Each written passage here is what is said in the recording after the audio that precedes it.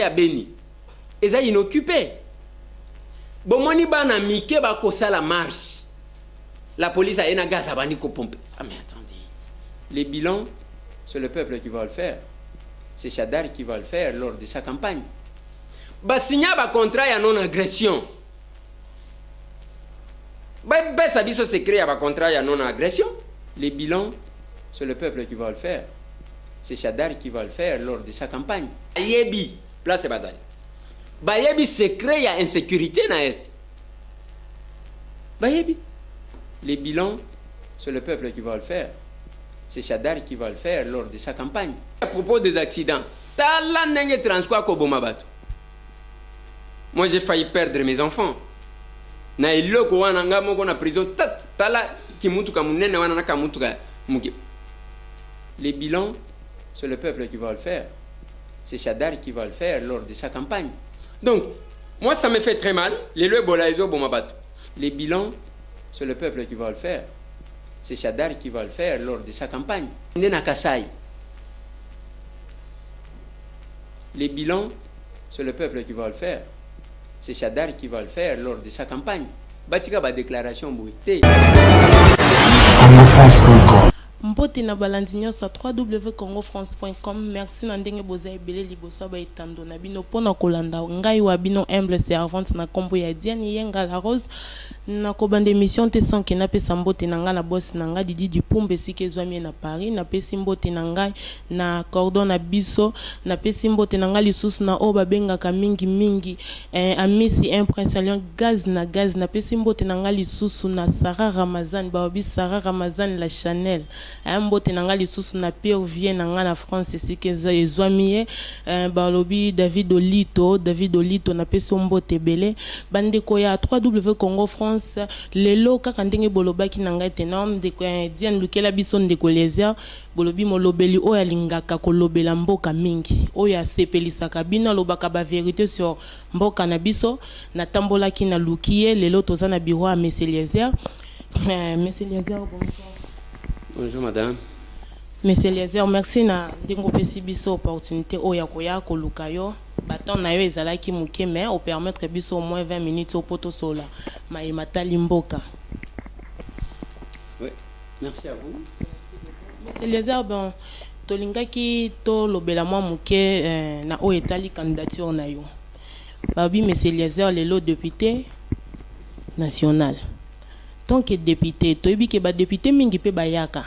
Balobelaka biso pe ka boye bayaka to kendaka to talaka to mimaka pe ba caméra na biso to lakisaka pe bato na bilili bamonaki ba député balobi ke ba député nyonso bayaka basalaka o esepelisaka bango bakosaka biso balobaka ke no tokolobela Congo tokolobela bino tozana pona bino bana mboka mais balobelaki te nde lelo balobi lisuto tuna Monsieur Eliezer to tuna ndeko Eliezer lelo député oko apporter nini na Congo. Merci beaucoup. Certainement que Batu Bazala Kanabamo Kaka. Ouais. Neti Nangonga Oyo Tuzana Nangonga Yaba discours. Mutunyo Swazana Posa ya Baye Bamona Ye Mutumalamu Azomi Kumisa pour les uns, pour les autres, Azo diabolisé Bamsous. C'est de leurs droits les plus légitimes. Mais Ngana Lobagana peuple que personne n'est tombé du ciel. Mon côté où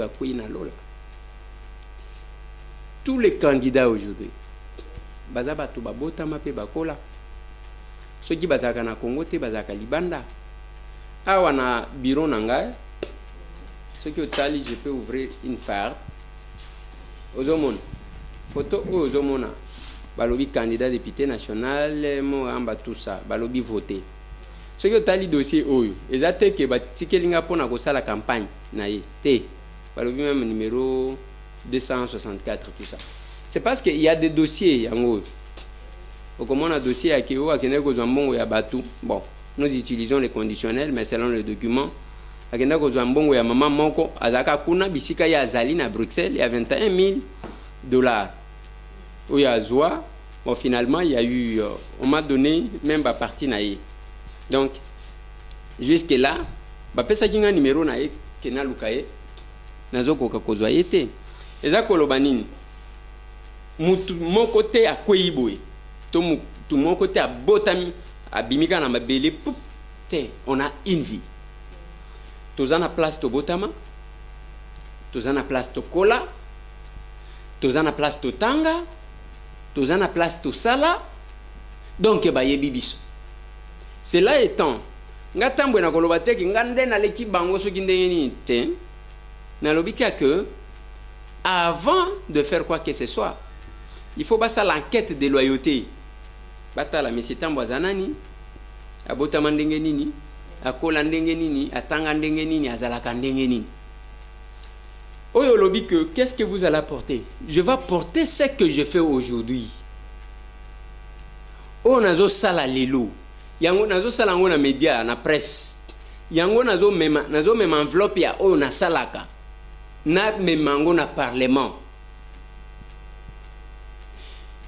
Il y a des antivaleurs qui caractérisent notre société. Ngai na beta katolo, ce n'est pas de l'orgueil, mais na lobakango. Depuis des années, Kinshasa est vendu la caca polémique à ba musicien. Fali à lobby, faire à lobby, et Jibe à lobby, ouer à lobby, et fabriquer peba tout na ba polémique. On s'est dit, mais on peut quand même venir na sens dans la presse. Nous avons apporté notre sens. On a apporté un plus dans la presse congolaise. Yango moni même temps ozaji ko benganga na epsa ki on a lobby. Ceux qui boza ba média ya ba polémique ngana ko yate na osala na bino émission te. Et yango pe na boya ka mutu aloba na bona sala ki na ote, osala ki na o wana wana za wana ngana za mesi tambwe. Yango na zaji ko yebisa yo peke natala nanu émission na yo soki ezandenge nini bien que obandika na mabanga ngonengo bandaka kopesa bato tala mulongo mabanga. Alors, ce n'est pas ça. Mon problème maintenant c'est lequel? Ce que j'ai apporté dans la presse. Les lorsque aujourd'hui journalistes mieux sont confondus. Plus de 3000 journalistes de tous qui ça. Maintenant Katiwana monsieur Tambo a apporté un plus. Amener les sérieux dans ce qu'on fait. Respect de sa parole. Tika lokuta. Tika polémique. Loba magamunayo. Tokendeliboso. Donc, ce que j'ai apporté dans la presse, c'est ce que je vais apporter dans ce parlement qui dort. Nous avons un parlement Tiboye Kobanda 2006. Tilelo. Donc, 2007, au Bakotaka en fonction. Tilelo Batika la Kokwe Sata Souki a ministre. Alors que le parlement de mission légiférer kosala mibeko et puis ko contrôler le gouvernement budget wana mona ka babeti munda il faut vérifier l'exécution de ces budgets toloba ke bakotonga nzela boye est-ce que batongi c'est ça contrôler to sala boye ceux qui mutu asalité ba sanctionner même pas sous qui a député il y a ministre ko yate au moins ministre moko akenda finga bango na parlement. Il a été sauvé par sa famille politique parce qu'il est de sa famille politique. Bon, il faut pas que ça n'a pas et sa famille a une politesse. Et nous allons essayer d'apporter le sérieux. C'est là que j'ai dit, mais cet Tambo lui seul ne saura pas. Naza partout est. Naza kana Lukunga. Na Lukunga, on a 14 sièges. Bien que tu as 667. Biso papé, biso numéro 207. Bamsou balobi esprit des morts na habité et loko yebana et landakaka oyo yebani le bis c'est le plus populaire na Kinshasa 207 oyo salaka grève te 207 oyo kendaka partout sans itinéraire moko 207 mutuka oyo ata soki otuti yango ko memona parquet te ko samba 207 ye soki oyo ko tuta yazo akipaka boste 207 babundisa balemba 207 soki azoya na nzela il faut mituka misusu ekima 207 donc eza coïncidence ya eloko moko bo seni tango akeika kazo classé pan 207 bamoni kombo ebimi kombo abitumba vie ya ba kinois ezana maboko abato a 207 mukolo bakosalaka grève mutu akotambola te yango ba 207 moyen balongola ngo na mboka ezate loko abino ba 207 soki balongoli bino na mboka donc mboka mawa babundisa 207 balemba mituke yaki comme esprit de vie nyonso komi ko fumer 207 etikalika newa nzela oyo ya 80 jours mituka wana ekotaka lisu te balobaki à propos des accidents tala ndenge transport koboma bato. Moi j'ai failli perdre mes enfants na eloko wana nga moko na prison tala kimutuka munene wana na kamutuka muke. Donc incident ebele ezosalema. C'est pour vous dire quoi, nous allons apporter un plus dans ces parlements ngana zoloba, pas seulement Lukunga toza 14 na mutu ayebana. Donc la vie de Kinoa c'est entre les mains de ces gens de 207. C'est les numéros qu'on nous a donnés. Est-ce que c'est un hasard ou bien c'est un réglage spirituel? Moi je crois à la spiritualité. Est-ce que tu as évité? Mais je pense que il est important parce qu'on va changer des choses, tant soit paix. Yango pe na ko senga. Ezaka mesita mbwete. Omoni neti 14 na Lukunga. Faut bazwa bato makasi ya sika. Batu pro des changements. Andao ya mesita mbwe bazwi pe ba ndeko mususu. De tokobunde longo. Bakena Muamba la même chose. Bakena Funa la même chose. Bakena Tchangu la même chose. Bakena 26 provinces news. Miser sur les valeurs. Et comme ça, on aura un parlement. Il y a battu ya malamu baza ebele par rapport à ventriote. C'est comme ça qu'on les appelle. Voilà. Merci, monsieur Tambwe. Tolingi tokomi na point oyo ya machine à voter. Toyebi ke tozoki na élection du cela. Machine à voter oyo monsieur Tambwe po na yo. Opinion eza na nini à propos ya machine à voter? Machine à voter na kokaki koloba keza vraiment mabete, mais eloko moko eza na kati eza nde que lolenge bazotingama nango nde komi kobangisa bato. Parce que on n'organise pas les élections pour soi-même. On organise les élections parce qu'il y a des candidats. Faut boyo kana ceux qui tozana pour ça kimi. Ce que j'ai aimé, ils ont regroupé les partis parce que tous en a plus de 650 partis politiques. Tout le monde est présent. Les partis malais et belé. Mais ceux qui ont allé quelque part, machine à voter, il y a liboso balobi c'est simple imprimante. Bah, il y a qu'à calculer. Oh, ils ont la possibilité à connecter par Internet et par satellite. Et qu'on connecter par Wi-Fi. Oh, et qu'on connecter par Bluetooth. Et qu'on connecter pour na kotinda ba donner WAP. Ça nous fait peur. Liboso zala qui est simple imprimante. Et on va un ordinateur, ce qui est cher, makasi. $300. Mais batele comme il a plus de 1000. C'est ni yemo quoi yeko expliquer te batie biloko batie pour na connecter mais bino bolobaki et ça simple imprimante ça pose problème. Omoni nangonga oyo tozali. Il y a na biso za que peuple cette fois-ci azala na bakonzi oyemo kwa kopuna. Ce n'est pas on attend X, on a Y. Non mais attendez. La crise de légitimité est continuée. Il y a un moment où les députés belé. Kaka sikonde ba bani kozonga na base. Parce qu'ils n'ont pas été votés. Ba député à césarienne, il y a Cour suprême de justice. Ba député au bakota kaka ndengwa. Ozomon. Ils n'ont pas de compte à rendre. Je me rappelle. Bien moko azalaki koloba. Na batuke. Bo votenga to bo votenga te na kobima. Okobima ndeni et moto modèle wana nde bango bazokoma ba yanki azofinga peuple azokipe bango te c'est tout parce que azana mandat na ye ceux qui azana posa na yo ki ba musu bazoloba ki non ne faut pas koboma nzoto vanda na yo après ozuka $20,000 OK okotisi sika moko boy ba récupérer obimi de vite. Voilà lesquels parlements que nous avons. Mais la machine à voter maintenant ezoya ko aggraver makambo. Moi, Namboka Corneille Nanga komema mukumba oyayete. Parce que moi, je suis de ceux qui pensent que batu tout bazana batu na seni, bacha kabso makelele. Vous avez des représentants à la CENI. Nous sommes indépendants. C'est faux. On vous a envoyé à la CENI pour la liste pour qu'il y ait transparence dans l'organisation des élections. Je suis indépendant. Indépendant par rapport à qui?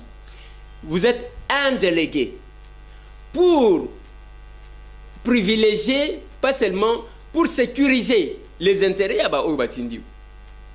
Mais on est là, représenté, vous avez délégué, mais finalement, vous avez non. Je comprendrai encore UDPS. Parce que mais le reste, moi, je ne peux pas le comprendre.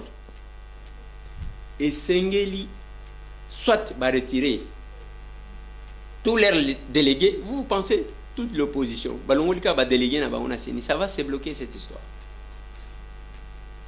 Voilà les dossiers en machine à voter. C'est le président. Moi, je vois, quand on parle de la CENI, que s'il faut s'attaquer à la CENI, il faut s'attaquer à tout le monde. Parce que les autres aussi n'ont pas joué un rôle. Ce n'est pas pour rien qu'ils ne jouent pas le rôle. C'est parce qu'il faut une compensation. Bayebini ne babenda pour que bakan ngamunoko ne ba lobagana français qui dit mon consent bazoyi sa yoka bon yo to zana yo na problème te mais yo tikala ka kimi. Je pense que c'est ça. Ndenge tozo kende bongo na ba machine à voter oyo est-ce que élection est causale? Le problème il y a causale à élection, ce n'est pas par rapport à la machine à voter. Samedi avant-hier, après avoir autorisé meeting ensemble dans le Bumbashi, Baye Sima Baboyam, est-ce que là c'est la machine à voter? On va dans aux élections dans un pays où population, un groupe d'individus qui a le droit de se mouvoir, mais l'autre partie, bazana droit, je peux emprunter l'exemple de Kyungwa Koumouz. On appelle ça Kinga samedi, tant on a baigné. Alors, il y a des toujours qu'il y a des matchs. Match on est à l'okola, Mazembe, bazo betana Renaissance. Ou bien Vita, bazo betana Renaissance. Ou bien Imana, bazo betana Vita. Monika arbitre, aïe, alati couleur à Vita. Sifflet, couleur à Vita. Botine, couleur à Vita. Yoko lobandenge yoko lobake élection match oyo kozala malamu. Gana zaka fanatique, il y a wrestling, donc catch américain. Ndelo konatala kamakasi. Soki omonika ka bakotisi John Cena alati vareza ba ya balbitre yeba ka kobeta mutu avant bi. C'est ka kokotela moko ya batumi balewan. Parce que généralement bazaka impartialité bazalaka partiel azo côté la mutu ti ce que moni bazotia lokola Brock Lesnar bazotia mutu lokola Booker T bazotia mutu lokola Big Show ainsi de suite mutu ana bakotia ce qui alatika varezi ba ki côté la mutu moko bu. Donc je pense que le problème n'est pas de la machine à voter seulement, il y a plusieurs problèmes. La liberté, l'égalité, l'équité. Bino bosali meeting na bino calme botik omoni opposition bala kisaki ba ah wa le 29 tango basali meeting bazaji kozela babukata ndakwa mutu babukite basali ka meeting balobe au transport bazo sala entretien ya ba bis 500 bis le même jour bana changu batamboli makolo tibo ba fingi mutu te babuki ndakwa mutu te basimbi elo kwa mutu te sikoyo eloko wana babimisaka yake basalaka ezate. Mais posez maintenant la question na maire adjoint de la ville de Lubumbashi. Il ne s'agit qu'après autorisation. Ce n'est même pas l'autorisation. Après qu'on prendre acte. Et puis, bazong ici. C'est compliqué. Vraiment, c'est vraiment compliqué. Ndenge mais c'est les airs azoloba. Papa les airs n'engina tuna mo mutuna mo kona ndenge ozomona makambo ndenge zokende. Est-ce que monsieur Kabila a cause la azana bonne fois ya ko tika pouvoir na PTK kabo? Ngai eloko wana ngai na nazali ko analyser ngo autrement. Nga naza mutute un révolutionnaire ne se plaint pas. bato ba mimile la kalile nde yango zo mona bato moko. J'ai même connu des problèmes na bande comme sous les confrères ba journalistes na zona bango problème parce que ngana linga lokuta te surtout ne m'associe pas na makamuna ya lokuta omoni bato ba luka kama kambo ko se victimiser ay ngai ziko bazo sala ngabo. Moi je ne suis pas pour ces gens-là. Même ceux qui loko ezo yela yo aux révolutionnaires yo moko muto poninze la wa. Mais na façon la plupart des personnes balingaka ko évoluer et ça pose problème. Ça pose problème pourquoi? Parce que on est là. D'un côté, nous sommes conscients ya makambu biso tozali kosala et de l'autre côté ozomona lokola eloko yango yo lingi osala lokola ozobanga mutu lokola olingi watire mawa ya bato. Problème ya Joseph Kabila ezani volonté na ye ya kokende ou pas asi abimisi dauphin ba déposer pe candidature ya bato nyonso a déposer te totika kozongela kana mutu na ya kalingi kokende te. Moi je ne suis pas de ces gens-là. Qu'est-ce qu'on fait? Ce que Tali, nous avons deux groupes Nambok. Un groupe il y a bato Joseph Kabila. Ce que Tali bango au lieu de préparer pour gagner l'élection, bazo préparer pour tricher. Mais bino bolobi boza populaire. Boza FCC, boza partout, boza na ba consignos. Ce que bozo luka ko tricher les sous pour nanine. Ça c'est une question. De l'autre côté aussi de l'opposition, ngana lobaka na bango. Vous préparez la contestation au lieu de préparer la victoire. Ozomon, contestation, il y a que comment nous préparons d'abord les élections en question. Tozobonga mandenge nini, tozaka na makambwana ekozala te. Mais ce qui est zali. Bokozala lokola boza organisé te. Je pense que tout en dénonçant, on doit se préparer. On ne doit pas préparer la contestation en amont. Non, on doit préparer la victoire. Tout en étant vigilant par rapport à Oyezali Kosale. Ba oyo pe balobi ke bango ne baza populaire. Au lieu de préparer la fraude, la tricherie, préparer les cœurs des Congolais na mituna bango. Pour que bandi mamino parce que kuna tozana système ya isoloir, muto akozala yemo kona conscience na ye. Donc makambo wana mituna yake Kabila linyiko tika to linyiko tika te. On a déjà déposé notre crainte, c'était là et c'est la victoire du peuple. Joseph Kabila n'a pas révisé la constitution pour se représenter pour la troisième fois.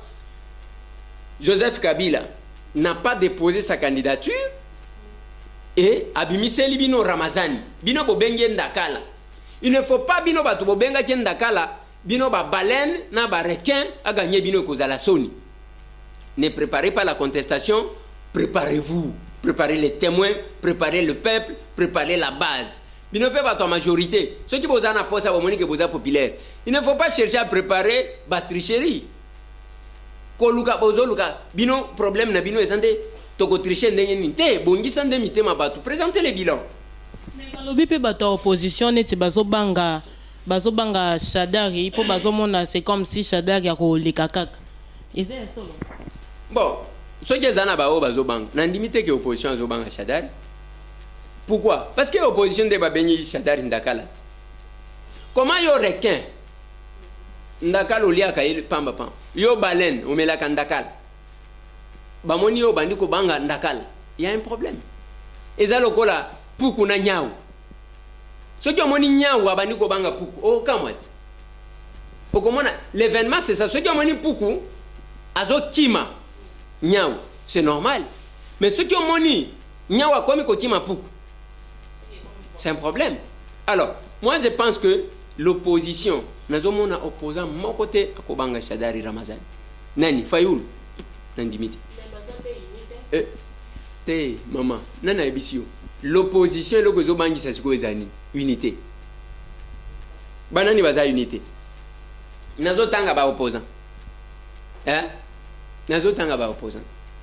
Bien que, Ngaïndenge Nazali, on ne fait pas de l'opposition une carrière. Et ensuite, pendant la période électorale, il n'y a pas d'opposition, il n'y a pas de majorité. L'opposition, ça veut dire la minorité. La majorité, c'est-à-dire Bato Bazaï Bélé, c'est la majorité. N'est-ce pas?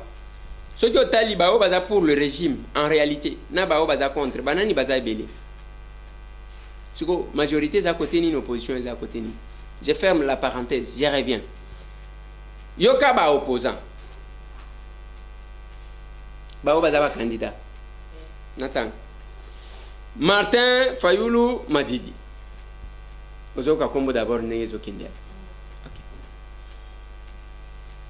mususuna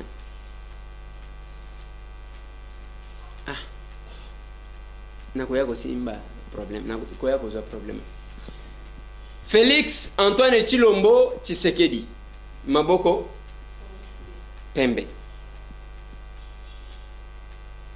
nakomi kobosana kuna sikoyo bazali na bato soki otali basalaki meeting ya le 7 candidat na ba oba débarquer na ba oba débarquer te bazalaki kuna Vital Kamerhe Freddy Matungulu Jean-Pierre Bemba Moïse Katumbi Chapwe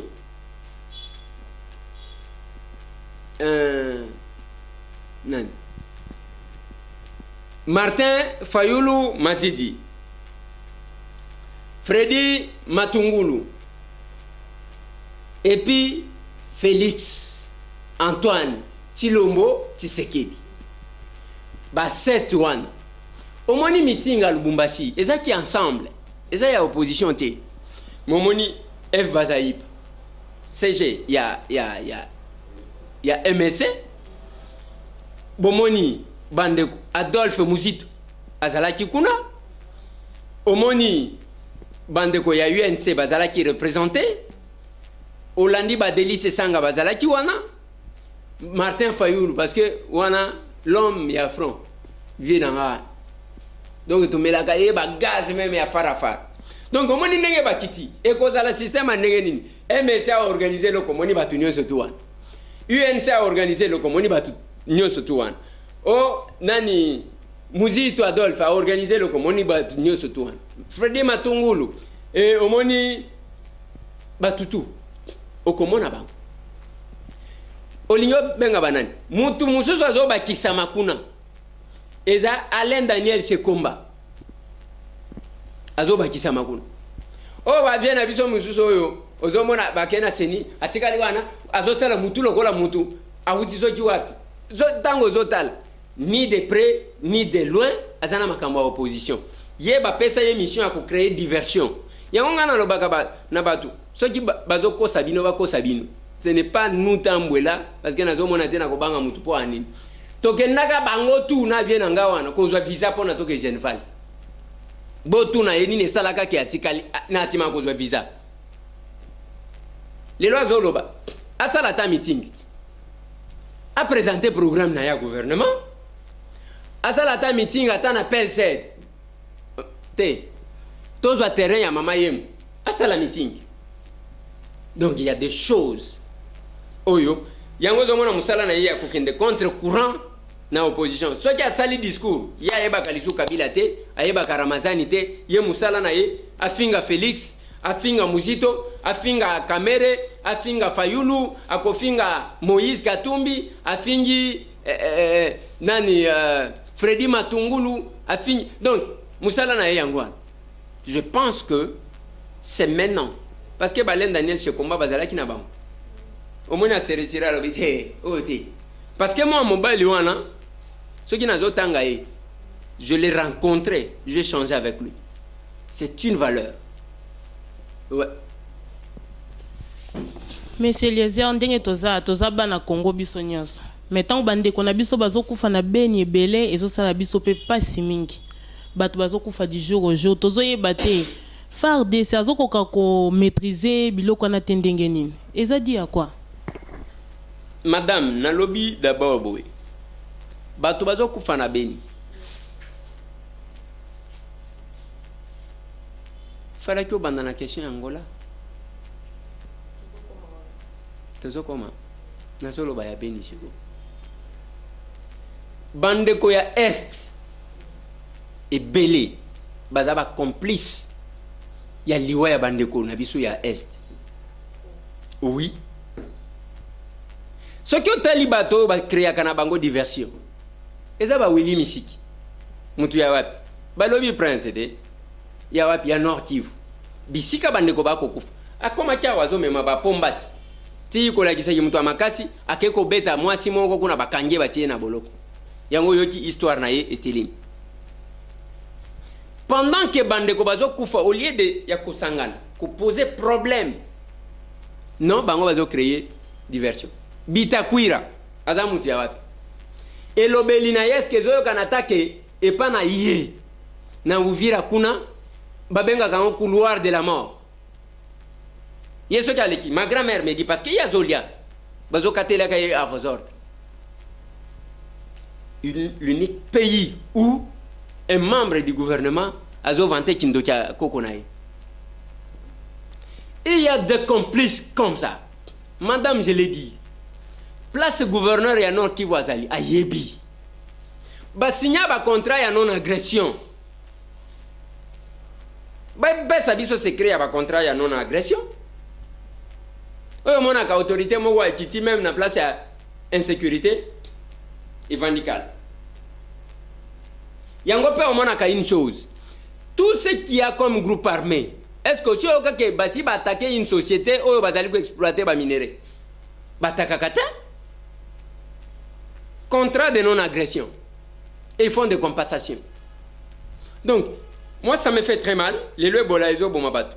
Et vous vous rendez compte, la plupart des quartiers à Beni, ils sont inoccupés. Bomoni bana mike ba kosa la marche. La police a ena gaz abani ko pompe. Ah mais attendez. Na kati ya bana bazo senga ka sécurité. Quelque part là, si tous les élus, tous les élites en même temps, tous les leaders, il y a Nord Kivu, Sud Kivu, les lots va décider de salir les lots en bloc. Madame, ça s'arrête. Parce que Bayebi, place c'est bazali. Bayebi se crée insécurité dans l'Est. Bayebi. Ils savent. C'est compliqué. Merci, monsieur Tamboto. Comme na biso ko chité na émission na biso lelo, na lingaki tolobela mwa muke likambo oyo etali bandeko na biso baza na Angola. O bazo refouler bango wana. Pona nini biso na Congo nde to nzimaka kovanda na bato ebele, mais so biso to komo kenda bamboka bato misusu bakomi koluka ko refouler biso. Et puis na Israël déjà bazolo ba d'ici janvier bango pe ba banda ko refouler. Eza nini eza buzoba na biso ba congolais to na ebite so na benga. Na mboka na biso awa ba chinois ba ya ko bwa kangunda. Guitare na ngai linye ko.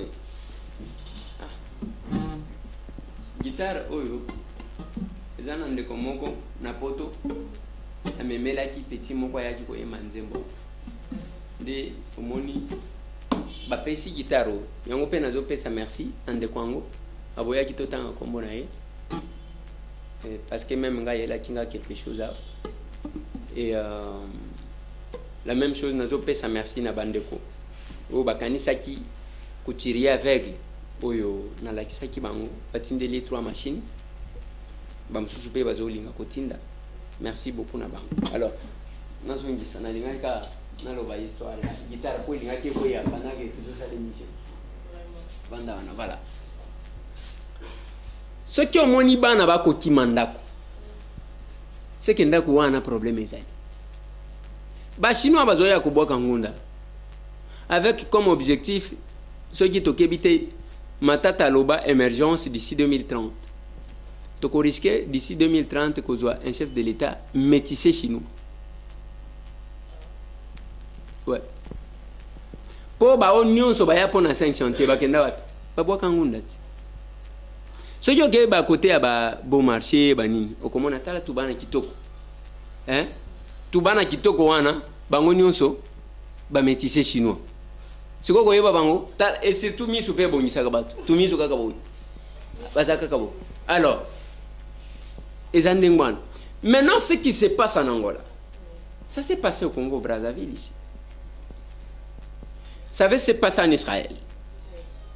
Et loko ezali, le rapport entre les États sont des rapports de force, madame. Il faut babanga yo. Il faut babanga yo. Nalobi, hein? Il faut babanga yo. Tala, mutu ameki koloba kota gouvernement. Ezala soki vice-ministre des Affaires étrangères. Vice-ministre de mutu aye koloba. Oh, ceux qui va sali boete après 2 mois, tu vas refouler pe bangolais na vital. Tale lonya mutu angwa zolo. Mutu modèle one. Bazo kata sonité.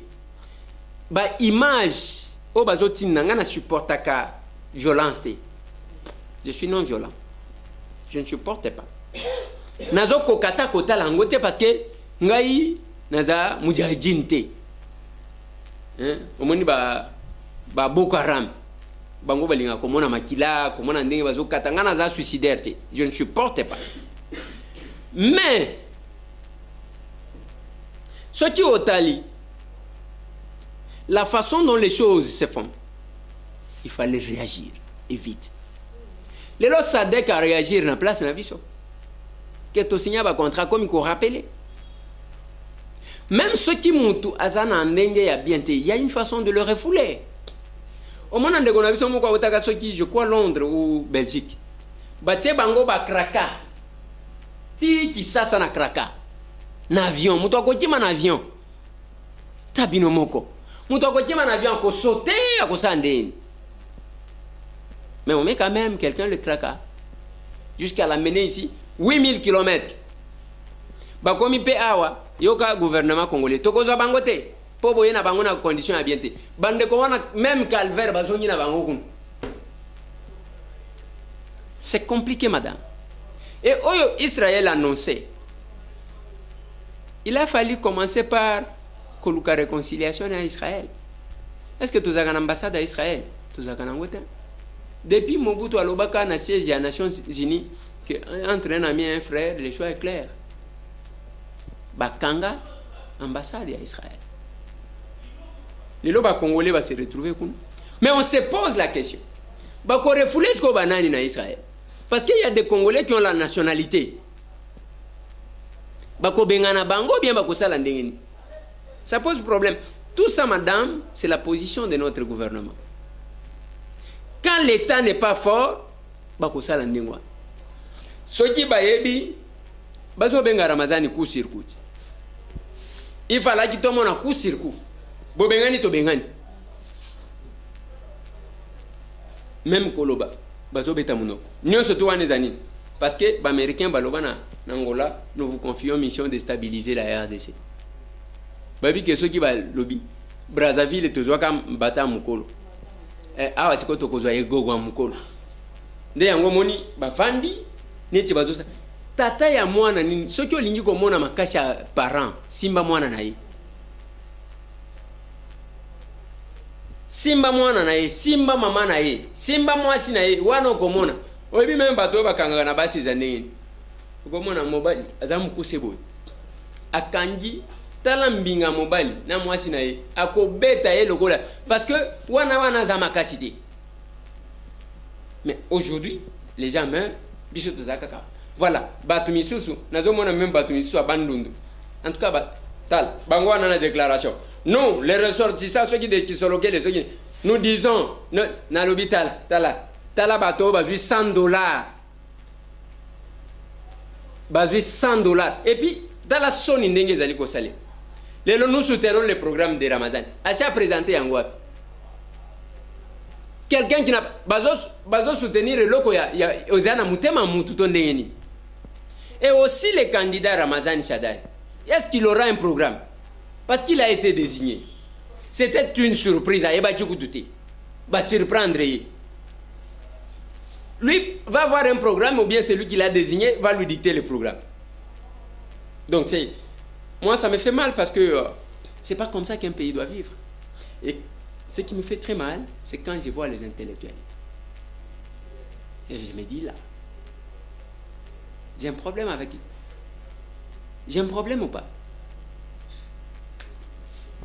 Vraiment merci na balandi ya Congo France ndenge bozaki liboso ba télévision na bino nayebi ke mutazana sima caméra zo signaler nga déjà to komi presque na fin mais kosilikate à l'FBCBG question moka suke yelinga na mutu na obi na oki kokabwa na boete na mese tambo sans que to tunae bana Congo balingi bayeba papa tambo to ngi mo oyebisa biso soko ki ko expliquer biso moi muke na détail bilan ya Joseph Kabila na ba nyonso o asali na mboka Congo sur santé sociale et puis sécurité na mboka o eza positif ou bien négatif. Bon, n'habite so ina ko répondre na question parce que yo moko tuninga makambo abeni otuninga eza pona ni sécurité ce qui oyebite na rappeler yo benga batu bazana kalemi yo côté na bino eza côté ni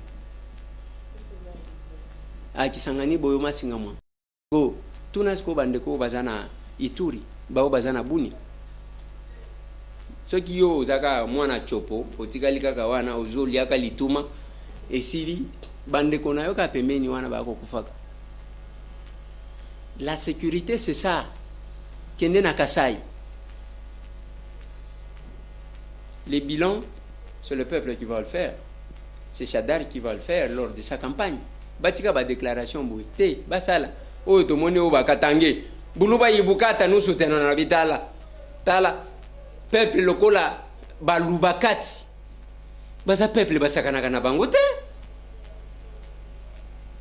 baza peuple basaka c'est un peuple révolutionnaire balubakati oyoka bato bakena na Katanga baza balubakati ozomon balubakati c'est pas un peuple au moins namboka na biso ezana ba peuple moko oyo bazalaka ba révolutionnaire ezala lokola ba Congo le premier intellectuel mu Congo le premier révolutionnaire qui mango mu Congo donc ozomona ke ezana ba peuple moko boye o basakana kana bango te même tango bazali mais lelo balubakati o buluba yibukata je sais ezana ba tumisusu ba opportuniste ngana ebi